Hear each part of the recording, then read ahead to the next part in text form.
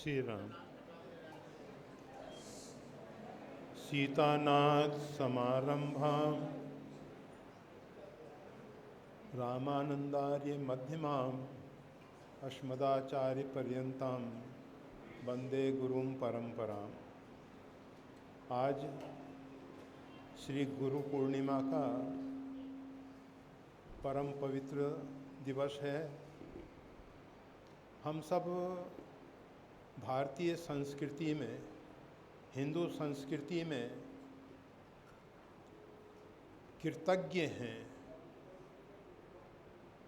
हमारे ऊपर किसी का भी उपकार है तो हम उसको आजीवन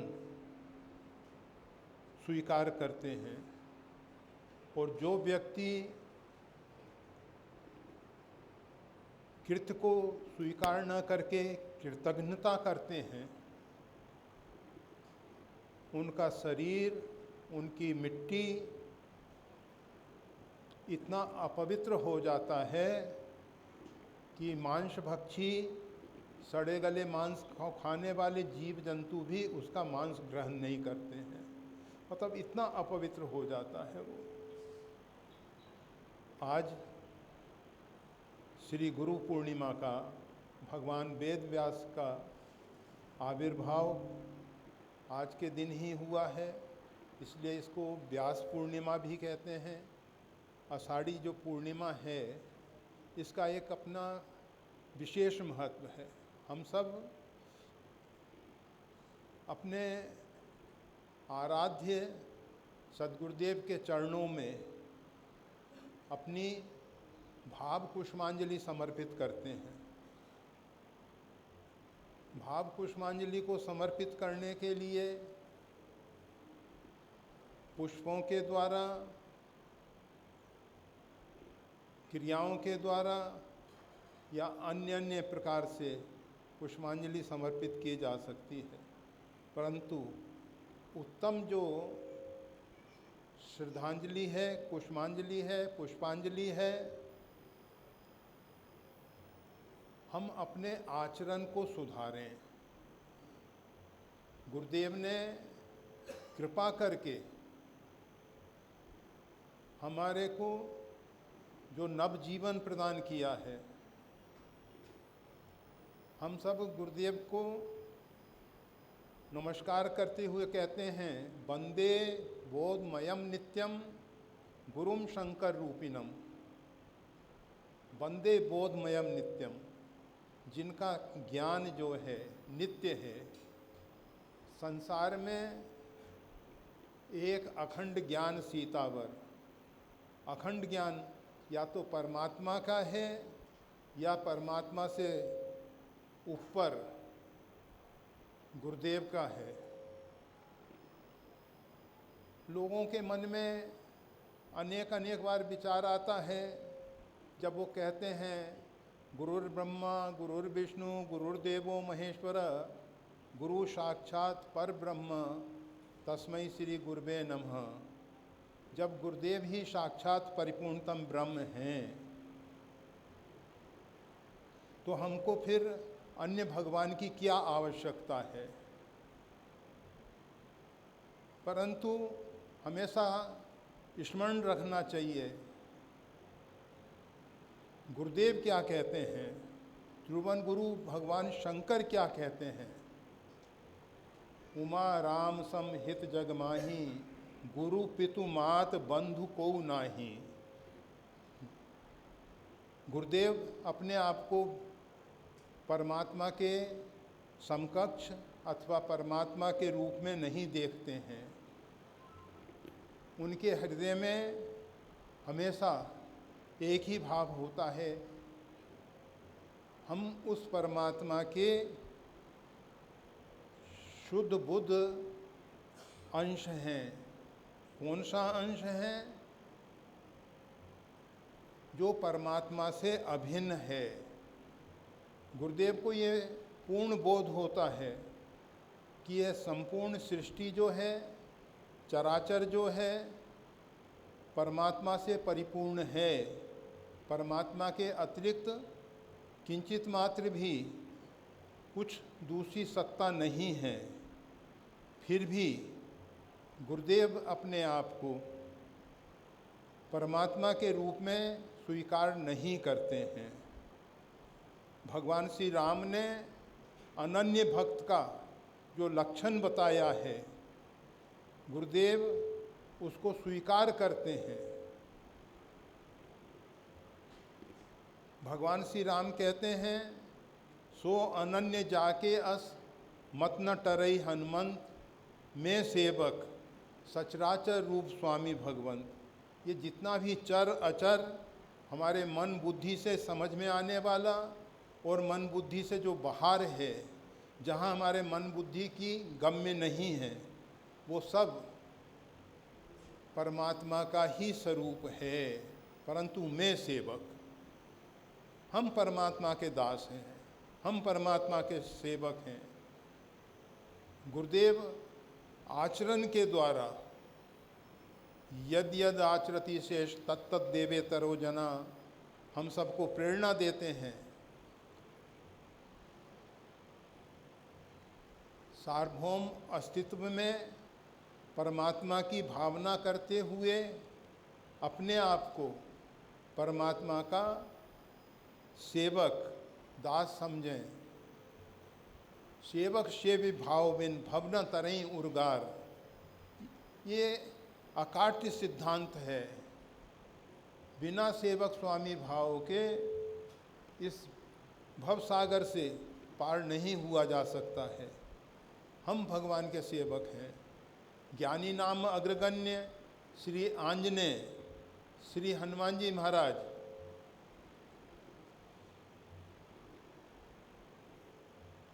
आनंद पूर्वक और स्वाभिमान पूर्वक उद्घोष करते हैं, दासो हम कौशलेन्द्रस्य क्लिष्ट कर्मणा।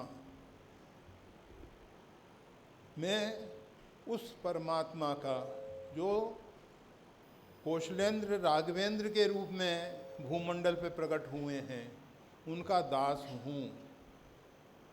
ज्ञानियों में जो अग्रगण्य हैं श्री आंजनेय, गोस्वामी तुलसीदास जी ने हनुमान जी से प्रार्थना की है, कृपा करो गुरुदेव की नाई। तो गुरुदेव हमेशा हमको एक ही बात कहते हैं, जिस परमात्मा ने हमको ये मानव जीवन दिया है, इस मानव जीवन को निरर्थक नहीं गंवाना है। गुरु कृपा से हमको जो नव जीवन प्राप्त हुआ है, दिव्य जीवन प्राप्त हुआ है, हम संसार में भवाटवी में भटक रहे थे। गुरुदेव ने कृपा करके उसमें से हमको बाहर लाकर एक नव जीवन प्रदान किया। गुरुदेव जो हैं शंकर रूपिणम, भगवान शंकर जो हैं परावर्तन करने वाले देवता हैं। कुछ लोग उनको संहार करता देव मानते हैं, परंतु वो भूल जाते हैं सृष्टि में कुछ भी ना तो जन्म लेता है, ना किसी की मृत्यु होती है। ये जितने भी पंच महाभूत हैं, ये परमात्मा के संकल्प से प्रकट हुए हैं और ये रूपांतरित होते रहते हैं। शून्य में, जिसको आकाश कहते हैं, पवन प्रकट होता है, पवन का रूपांतरण तेज में होता है अग्नि, और तेज का रूपांतरण जल में होता है, जल का रूपांतरण पृथ्वी में होता है। अर्थात केवल हम इतना बताना चाहते हैं, सृष्टि में केवल रूपांतरण होता है। अस्तित्व में कोई नई चीज़ ना तो जन्म ली है, ना ले रही है, ना ले सकती है। भगवान शंकर जो हैं परावर्तन करने वाले देव हैं। भगवान शिव ने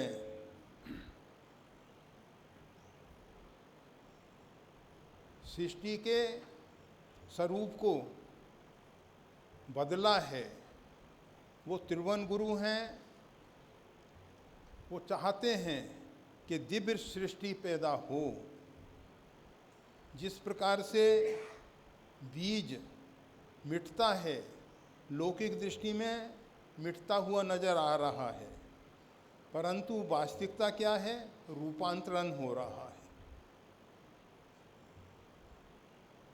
और जब बीज का रूपांतरण होता है तो वृक्ष बनता है, उसमें अंकुरन होता है, पल्लव प्रकट होते हैं, विकास होता है, उसमें पुष्प, फल इत्यादि लगते हैं। इसी प्रकार से सद्गुरुदेव भगवान की कृपा से हमारे जीवन में जब हम गुरु कृपा से अपने मिथ्या अहंकार को गलित कर पाते हैं। साधारण रूप में ये मिथ्या अहंकार गलित नहीं होता है। इसके लिए दो प्रकार की व्यवस्थाएं दी गई हैं। एक व्यवस्था ये कहती है मिथ्या अहंकार को पूर्ण रूपेण गलित कर दो। दूसरी व्यवस्था जो है कहती है अस अभिमान जाई जन भोरे, मैं सेवक रघुपति पति मोरे। मैं भगवान का हूँ, भगवान मेरे हैं। ये जो जीवन में हम सब शांति की ओर दौड़ रहे हैं, हर एक व्यक्ति शांति चाहता है। कोई भी ऐसा प्राणी नहीं है जो शांति ना चाहता हो, और शांति भी शाश्वत शांति चाहता है। यह नहीं क्षणिक शांति नहीं चाहता, शाश्वत परम सुख परम शांति के हम इच्छुक हैं। और ये जो परम सुख परम शांति है, ये परमात्मा की कृपा करुणा के बिना प्राप्त नहीं हो सकती है। इसलिए हूँ राम के, परमात्मा के हो जाओ। तो गुरुदेव कृपा करके परमात्मा के साथ हमारा एक संबंध जोड़ देते हैं, और वो जो नव जीवन हमको प्राप्त हो रहा है, साधक का जीवन, मुमुक्षु का जीवन, हमारी देह जो है साधन के लिए है। शरीरम खलु धर्म साधनम। शरीर की रक्षा दोनों प्रकार से की जाती है। एक अविवेकी पुरुष शरीर को ही सब कुछ मान के शरीर की मीमांसा करते हुए शरीर के लिए ही जीते हैं। ये जो हमारा शरीर है, ये परमात्मा प्रदत्त है, परमात्मा की धरोहर है। इसको हमको बर्बाद नहीं करना है, इसको हमको नष्ट नहीं करना है। शरीरम खलु धर्म साधनम। केवल धर्म साधन के लिए। धर्म क्या है? धर्म के विग्रहवान स्वरूप रामो विग्रहवान धर्म। भगवान श्री राम जो हैं साक्षात धर्म की मूर्ति हैं, धर्म का विग्रह हैं। इसलिए ये हमारा जीवन जो है केवल श्री राम के लिए है। हम जो जीवन जीते हैं, हमारा जो शरीर है, ये केवल श्री राम के लिए है। इसको अपना मानना भयंकर भूल है, अपराध है। जब तक इस मैं को हम अपना स्वरूप मान रहे हैं, मैं शरीर हूँ, मेरा शरीर है, ये अविद्या माया है। इस अविद्या माया के द्वारा जीव भवकूप में पड़ा हुआ है, नाना प्रकार की आदि और व्याधियों से पीड़ित होके परेशान हो रहा है। आदि भौतिक रोगों को दूर करने के लिए आजकल की जो चिकित्सा पद्धति है अथवा जो प्राचीन समय से चिकित्सा पद्धति चली आ रही हैं, उन सब के द्वारा शरीर को आरोग्य प्रदान किया जा सकता है। परंतु जो व्याधि है अर्थात मानसिक रोग, उसको दूर करने के लिए केवल गुरु कृपा ही आवश्यक है। गुरु कृपा ही केवलम, उसके अतिरिक्त कोई दूसरा उपाय नहीं है। ये जो व्याधि है अर्थात मानसिक रोग, इनका मूल कारण क्या है? जैसे शारीरिक रोगों के लिए शरीर में जो विजातीय तत्व इकट्ठे हो जाते हैं, उन विजातीय तत्व को प्रकृति जो है हमारे शरीर से बाहर निकालना चाहती है। उसी का नाम शारीरिक रुग्णता है। और ये जो हमारे मन में जो विकृतियां आ गई हैं, उनको दूर करने के लिए जो गुरु कृपा की बात कही जा रही है, ये विकृति कहाँ से पैदा होती हैं? तो कहा जाता है मोह सकल व्याधिन कर मूला। ये जो मोह है ये संपूर्ण व्याधियों का मूल कारण है। गुरुदेव जो हैं महामोह तम पुंज जासु वचन रविकर निकर, महामोह रूपी जो सघन अंधकार है,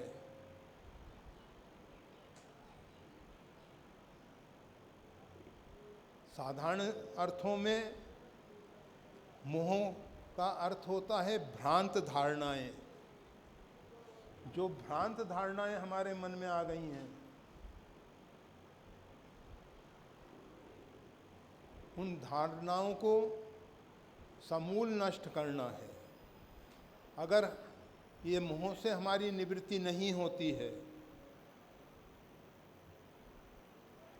तो हम मानसिक रोग से पीड़ित रहते हैं। एक क्षण के लिए भी हमको शांति मिलने वाली नहीं है। अगर हम शांति चाहते हैं तो इन मानसिक रोगों की निवृत्ति परम आवश्यक है। हम जो मोह रूपी निद्रा में सो रहे हैं, मोह निशा सब सोवन हारा, देखई स्वप्न अनेक प्रकारा, या निशा सर्वभूतानाम, ये संपूर्ण प्राणी जिस मोहरूपी रात्रि में सो रहे हैं, तस्याम जागृति संयमी, उस मोहरूपी रात्रि से गुरुदेव कृपा करके हमको जगा देते हैं। जब हम स्वप्नावस्था में नाना प्रकार के स्वप्न देख रहे होते हैं,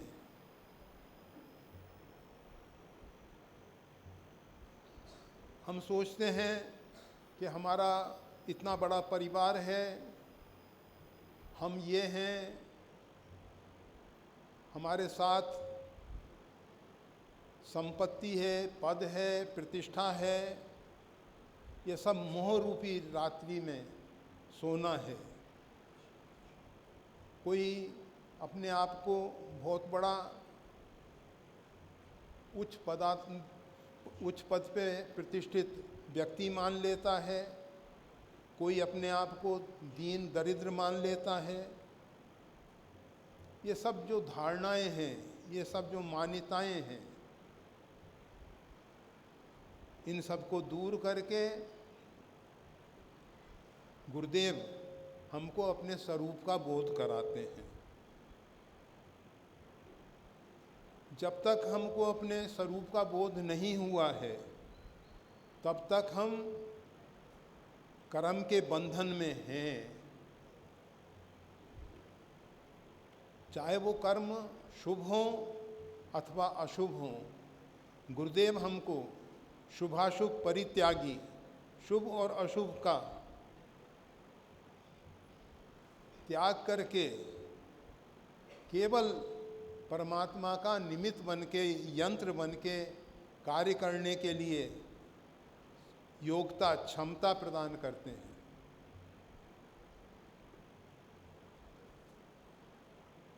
ये जो कर्म का बंधन है, जिसके कारण पुनरपि मरणम, पुनरपि जन्म, पुनरपि जननी जठर शयनम, बारंबार जन्म मृत्यु के चक्कर में पड़ना। भगवान के भक्त भी जन्म लेते हैं, भगवान स्वयं भी जन्म लेते हैं। गीता में भगवान कहते हैं जन्म कर्म च मे दिव्यम, मेरा भी जन्म और कर्म दोनों भगवान के दिव्य हैं, अलौकिक हैं, सांसारिक प्राणियों जैसे नहीं है। उसी प्रकार से जो भगवान के भक्त हैं उनका भी दिव्य जीवन होता है। उनका सांसारिक लौकिक प्राणियों जैसा जीवन नहीं होता है। उनका जन्म और मृत्यु सांसारिक प्राणियों के जैसा नहीं होता है। साधारण प्राणियों को जन्मत मरत दुसह दुख होई, जन्म के समय और मृत्यु के समय भयंकर पीड़ा होती है। परंतु जो भगवान के आश्रित रहने वाले, भगवान को समर्पित किए हुए जीव हैं, जिनका समर्पण सच्चा है, जिन्होंने सही अर्थों में परमात्मा की शरणागति स्वीकार की है, जिनको केवल परमात्मा का ही आश्रय है, ऐसे भक्तों के लिए जन्म और मृत्यु के समय दुसह पीड़ा नहीं होती है। उसके साथ साथ साधारण जीवों का मृत्यु के बाद दूसरा जन्म होता है, वो भूल जाते हैं कि इससे पूर्व उनका किस प्रकार का जीवन रहा है। परंतु जो भगवान के आश्रित जीव हैं, जिन्होंने गुरु कृपा से दिव्य जीवन पाया है,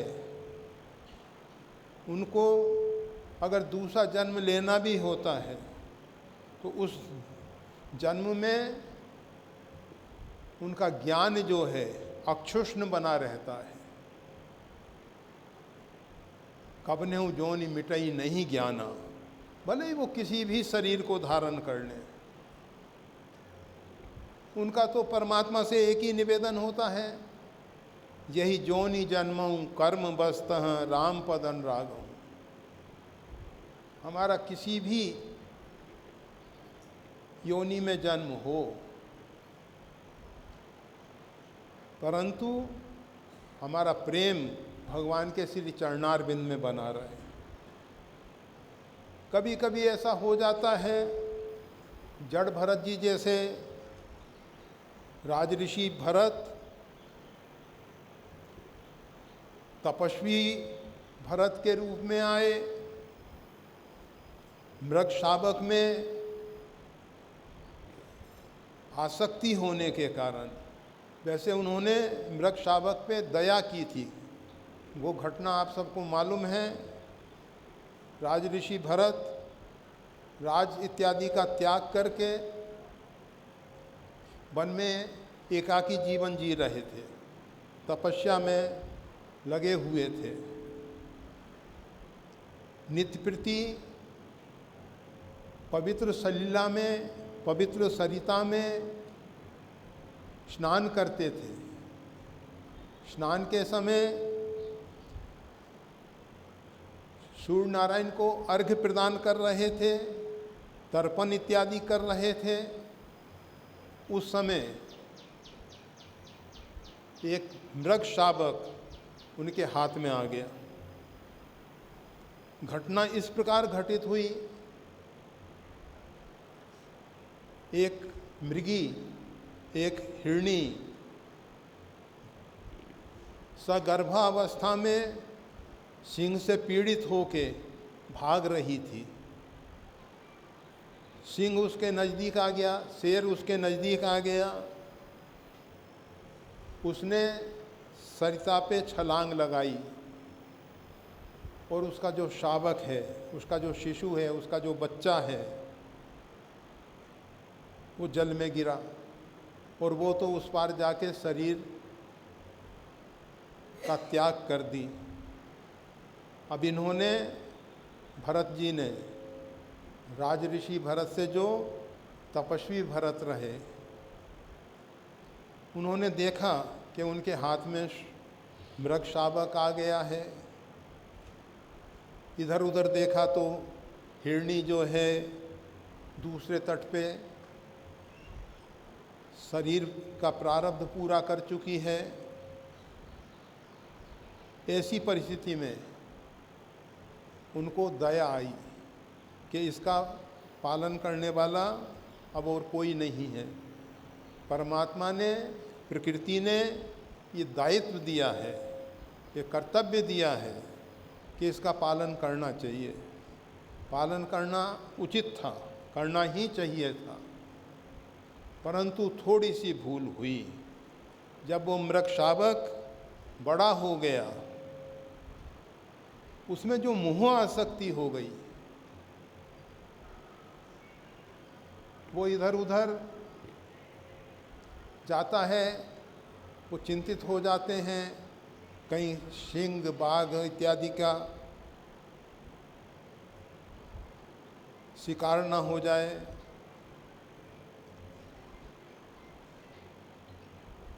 दया करना अच्छी बात है, करनी ही चाहिए। दया धर्म को मूल है। धर्म के जो 4 पैर हैं, उसमें दया का एक महत्वपूर्ण स्थान है।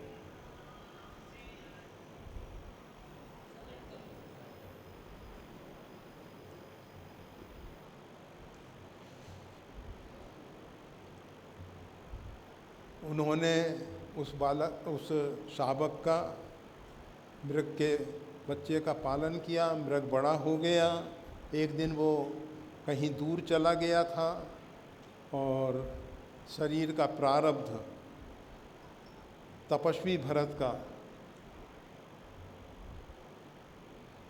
शरीर का प्रारब्ध पूरा हो गया और वो उसका चिंतन करते हुए देह त्याग किए।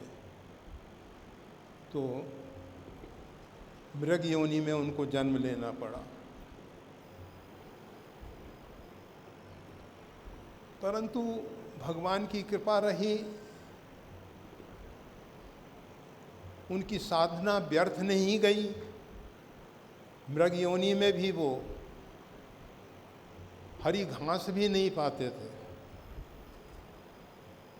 इस प्रकार से फिर उन्होंने अपना शरीर का प्रारब्ध पूरा करके फिर जड़ भरत के रूप में प्रकट हुए।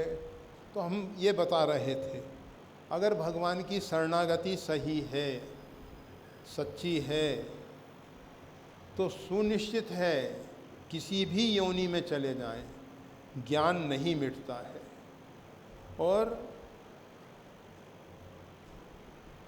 जन्म मृत्यु के दुसह दुख से रक्षा होती है।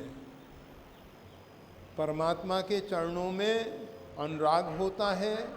परमात्मा पुनः कृपा करके उसको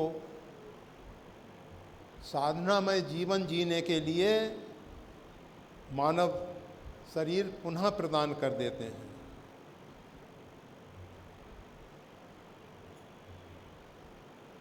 हम ये कहना चाहते हैं, गुरु कृपा से हमारा जो ये मिथ्या अहंकार, झूठा अहंकार टूटा है, टूटना चाहिए। अगर नहीं टूट रहा है तो आर्त भाव से, दीन भाव से, हृदय से गुरुदेव से भी प्रार्थना करनी चाहिए, परमात्मा से भी प्रार्थना करनी चाहिए। परमात्मा तक हमारी प्रार्थना पहुँचे या न पहुँचे, परंतु गुरुदेव हमारी प्रार्थना को जरूर परमात्मा तक पहुँचा देंगे। और गुरु कृपा से जो परमात्मा तक प्रार्थना पहुँचती है,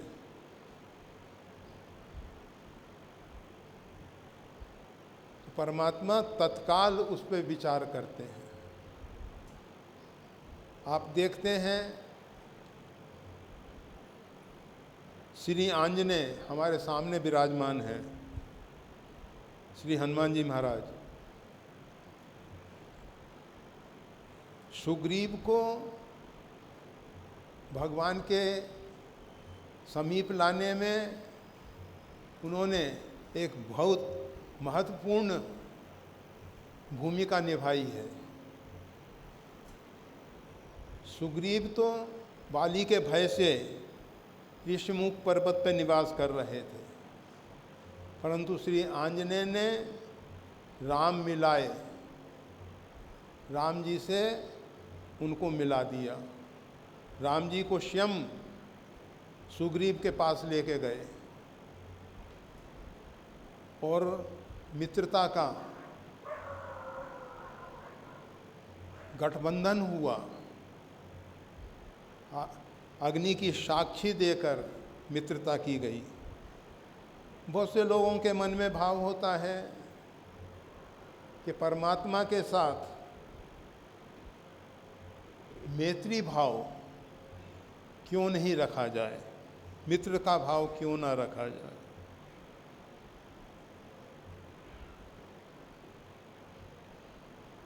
परंतु मित्रता में समस्याएं आ जाती हैं। अर्जुन भगवान के साथ मित्रता का भाव रखते हैं, परंतु जब भगवान के विराट रूप को देखते हैं तो उनके मुख से अनायास शब्द निकलते हैं, सखेति मत्वा प्रश्वम यदुक्तम, हे कृष्ण हे यादव हे सखेति, अजानता महिमानम तवेदम मया प्रमादात। भगवान से कहते हैं मैंने प्रमादवश हे यादव हे सखे ऐसे शब्दों का जो प्रयोग किया है, आपकी महिमानम तवेदम, तब इदम महिमा, आपकी ये जो प्रत्यक्ष महिमा दिखाई दे रही है उसको न जानने के कारण कहा। मित्र भाव नहीं टिक पाता है। इसीलिए हम सबको निर्णय नहीं करना है कि परमात्मा के साथ कौन सा संबंध जोड़ा जाए। गोस्वामी तुलसीदास जी कहते हैं मोहि तो ही नाते अनेक। प्रभु आप साक्षात ब्रह्म हैं, हम जीव हैं, आप स्वामी हैं, हम सेवक हैं। अनेक अनेक संबंध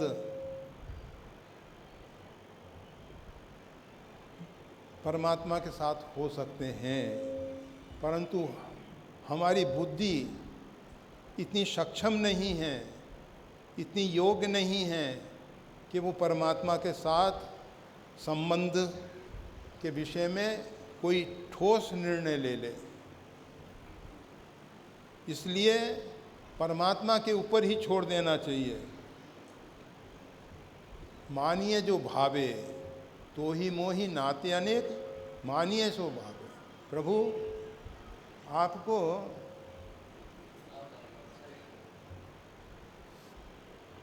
जो अच्छा संबंध लगे उसको स्वीकार कर लीजिए। और एक बात बहुत महत्वपूर्ण है, परमात्मा जो हमारे साथ संबंध स्वीकार करते हैं उसका भगवान निर्वाह करते हैं, भगवान पालन करते हैं। हम जो परमात्मा के साथ संबंध जोड़ेंगे उसका हम कितने अंशों में निर्वाह कर सकेंगे कहना कठिन है। हम पूर्ण रूपेण उसका निर्वाह नहीं कर पाएंगे, परंतु परमात्मा जो है, जो हमारे साथ संबंध जोड़ेंगे उसको एक जन्म में नहीं असंख्य जन्मों तक जोड़े रहेंगे। जैसे भी हैं, किसी भी प्रकार से परमात्मा के हो जाना है। अभी जो हम संसार के साथ संबंध जोड़ रखे हैं, शरीर के साथ तादात्म्य कर रखे हैं, ये शरीर के साथ जो तादात्म्य है ये टूटना चाहिए, छूटना चाहिए। गुरुदेव के चरणों में सच्ची श्रद्धांजलि यही होगी। जितने भी रक्त के नाते हैं, रक्त संबंधी जो संबंध हैं, उनको केवल व्यवहार तक ही सीमित रखें। व्यवहार से आगे उनकी आवश्यकता नहीं है। संसार में रहते हुए यथोचित व्यवहार करना आवश्यक है। अगर भगवान भूमंडल पे अवतरित होते हैं, वो स्वयं मातृदेव हो, प्रातः काल उठ के रघुनाथा, मात पिता गुण नावई माथा, वो भी लौकिक मर्यादा का, लौकिक व्यवस्थाओं का पालन करते हैं। हम सबको चाहिए कि हम भी लौकिक मर्यादाओं का अतिक्रमण ना करें, उल्लंघन ना करें।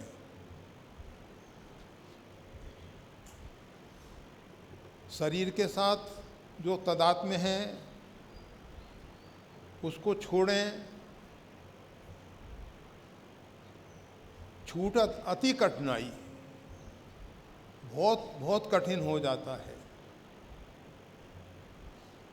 शरीर के साथ हमारा जो संबंध है कि ये मेरा शरीर है, और आगे बढ़ते बढ़ते मैं शरीर हूँ, शरीर के प्रत्येक क्रियाकलाप को अपना क्रियाकलाप मान लेते हैं। तो इस भ्रांत धारणा से, गुरु कृपा से हमको छोड़ना है, तोड़ना है, और जितने संसार के साथ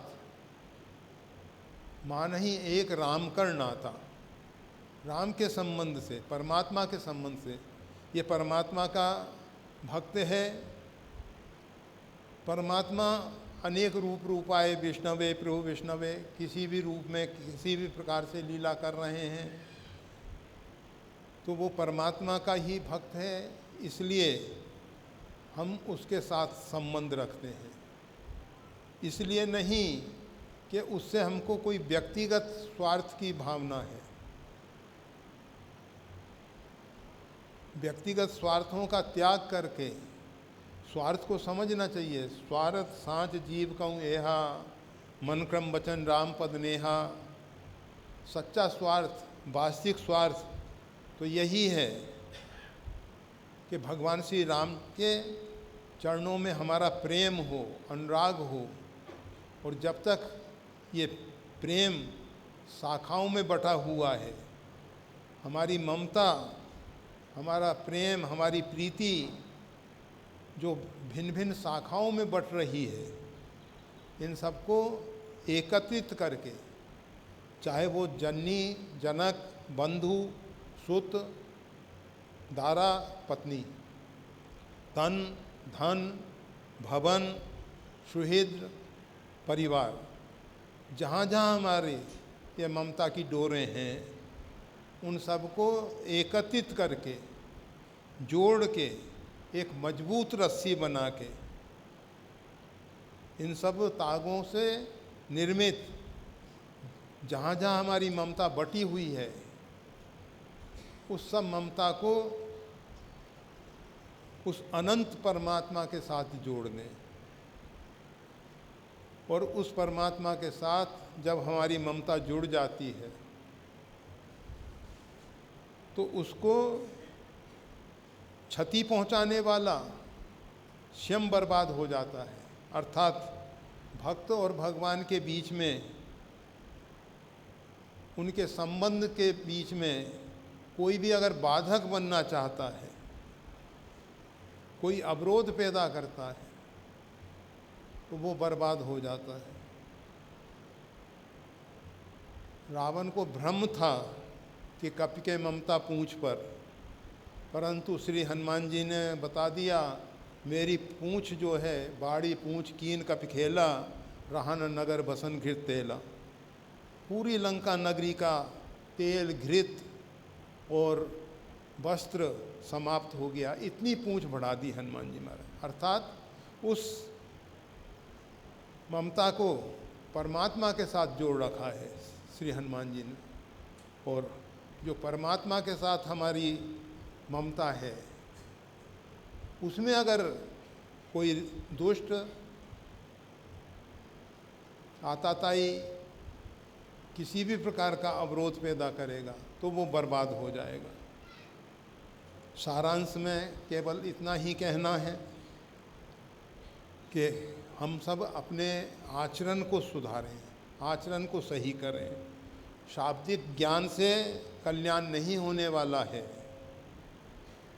सुन सुन पत्थर हो गए, पढ़ पढ़ हो गए ईंट, कहे कबीर सुनो भाई साधो, लगी ना ज्ञान की छींट। कबीर साहब ने एक बहुत महत्वपूर्ण सूत्र दिया है, बहुत पढ़ने से, बहुत सुनने से। उपनिषदों में भी ऐसा आया है। इस आत्म तत्व की प्राप्ति नहीं होती है, ज्ञान की प्राप्ति नहीं होती है, बोध की प्राप्ति नहीं होती है। हम मोह निद्रा से जाग नहीं सकते हैं। मोह निद्रा से जागने का अर्थ होता है यशाम जागृति संयमी, जो संयम पूर्वक सततम योगी, जो निरंतर परमात्मा के साथ जुड़ा हुआ है। ऐसा नहीं कि क्षणिक परमात्मा के दरबार में पहुंच गए, परमात्मा के मंदिर में पहुंच गए, थोड़ी देर के लिए भगवान के हो गए, भगवान के हैं मान लेते हैं।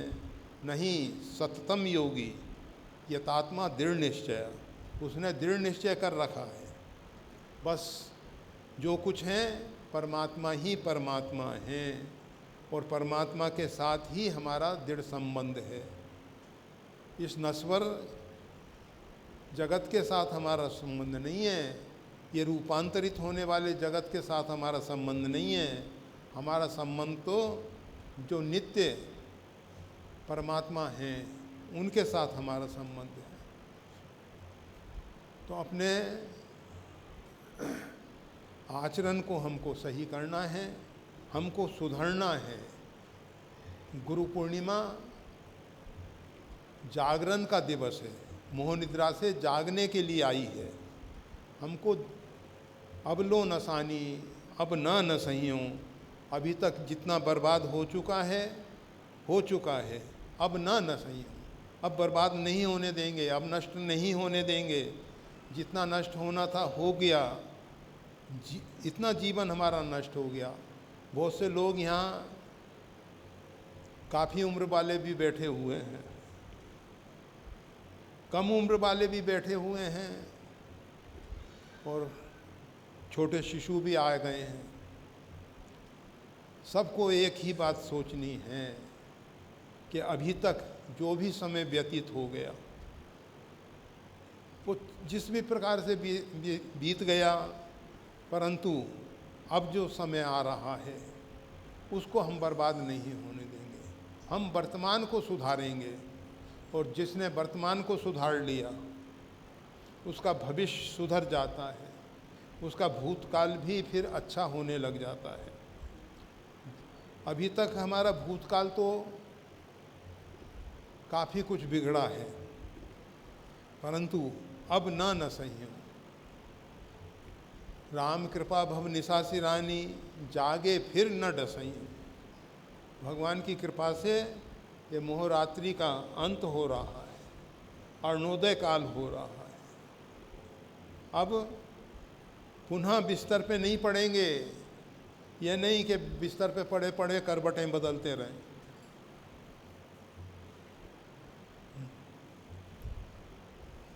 अपना समय जो है सबसे अधिक मूल्यवान है, इसको हम किसी भी कीमत पे बर्बाद नहीं होने देंगे। कोशिश होगी क्षण प्रति क्षण जो महामंत्र, जो परम मंत्र है, श्री रामेति परम जाप्यम, महामंत्र जो जपत महेशु काशी मुक्ति हेतु उपदेशु, श्री राम नाम, जिसके विषय में अपनी परम प्रेयसी पार्वती जी को भगवान भूत भावन शिव सहस्त्र नाम तत्तुल्यम राम नाम वरानने, सहस्त्र नाम तत्तुल्य, विष्णु सहस्त्र नाम के, भगवान के जत्ती प्रभु के नाम अनेका, सभी नामों की महिमा बहुत अधिक कही गई है, परंतु राम सकल नामंते अधिका, राम नाम जो है वो हमारे पाप को क्षय करने में सबसे ज़्यादा समर्थ है। और करही पाप पावई दुख भय रुष शोक वियोग, हमने जो भूतकाल में पाप किए हैं, जो वर्तमान में पाप कर रहे हैं, या भविष्य में हम जो पाप करेंगे, उन कारणों से पाप का ही परिणाम है भय रुज शोक वियोग। जो अनेक प्रकार के दुख हमारे जीवन में आ रहे हैं, उसका मूल कारण है पाप। करही पाप पावही दुख, चाहे वो भय, राज भय हो, चोर का भय हो, अन्य अन्य भय हो, किसी की दुखद घटनाओं के कारण शोक हो, शारीरिक रुग्णता हो, और भी वियोग जनित जिसके प्रति हमारी बहुत अधिक प्रीति है, जिसके प्रति बहुत अधिक लगाव है, वो हमसे अलग हो जाता है, छूट जाता है, वियोग होता है, अनेक अनेक प्रकार से दुख पाते हैं, परंतु सबका मूल एक ही है, करही पाप। तो भगवान का नाम जो है, श्री राम नाम जो है, सकल नामों से पाप को दूर करने में समर्थ है। शास्त्र और शास्ता, शास्ता अर्थात शास्त्रों की रचना करने वाले महापुरुष, जिन महापुरुषों की वाणी शास्त्र है, तो वो महापुरुष और उनकी वाणी शास्त्र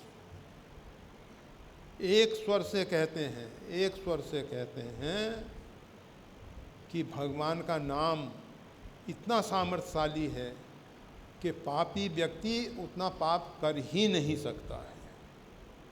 हम में पाप करने की उतनी क्षमता नहीं, हम उतना पाप कर ही नहीं सकते जितना भगवान का नाम हमारे पाप को नष्ट करने में समर्थ है। परंतु नाम के बल पे अगर कोई पाप करता है कि हम तो भगवान का नाम लेते हैं, भगवान का नाम ले रहे हैं, भगवान का नाम ले लेंगे, हमारे पास पाप कैसे रहेगा? तो नाम के बल पे जो पाप करते हैं, नाम महाराज उस पाप को जल्दी नहीं मिटाते हैं, उसका प्रायश्चित बहुत कठिन हो जाता है, बहुत कठिन हो जाता है, क्योंकि नाम भी उस पाप को नहीं मिटाना चाहता। वो तो फिर भगवान को अपनी विशेष करुणा और कृपा करके ही उस पाप को मिटाने के लिए सोचना पड़ेगा। तो इसलिए नाम के बल पे पाप ना किया जाए, नाम को अर्थवाद ना मान लिया जाए। अर्थवाद अर्थात ये नाम की जो महिमा संत और शास्त्र कह रहे हैं, ये बहुत बड़ा चढ़ा के कही गई है, अतिशयोक्ति है। इसमें किसी प्रकार से अतिशयोक्ति नहीं है, अन्योक्ति नहीं है, ये तथ्य है, यथार्थ है, वास्तविकता है, जैसा संत महापुरुष और शास्त्र कह रहे हैं। तो उनकी वाणी को हृदय में रख के सतत निरंतर अहिर्निश जागत सोबत अभ्यास हमको ऐसा करना है कि सोते समय भी भगवत नाम उच्चारित होता रहे, नाम जो है प्राण में रमन करे। और नाम के आभा मंडल में हम सुरक्षित होकर सोएं। हमारी रक्षा श्री राम नाम करें, हम निर्भय होकर सोएं। तुलसी भरोसे राम के निर्भय होकर सोएं। जिस प्रकार से भगवान के परम भागवत संत महापुरुष नाम के बल पे उन्होंने उतनी नाम की साधना की है कि वहाँ तक पहुँचे हैं जहाँ नाम का आभा मंडल, जैसे काकभूषण जी के आश्रम में 1 योजन पर्यंत माया का प्रवेश नहीं, इसी प्रकार से नाम की साधना जितनी बढ़ जाएगी उतने क्षेत्र में माया का कोई दुष्प्रभाव नहीं पड़ेगा। भगवान की आदिशक्ति भगवती जगदम्बा की तो लीला चलती रहेगी, परंतु ये जो दुष्ट माया है, अविद्या माया है, इसका दुष्प्रभाव नहीं पड़ेगा। तो बस बहुत अधिक नहीं कहना है, हमको सुधरना है, सावधान हो जाना है, हमको जागना है और अपने मोह अंधकार से बाहर आना है। जय श्री राम।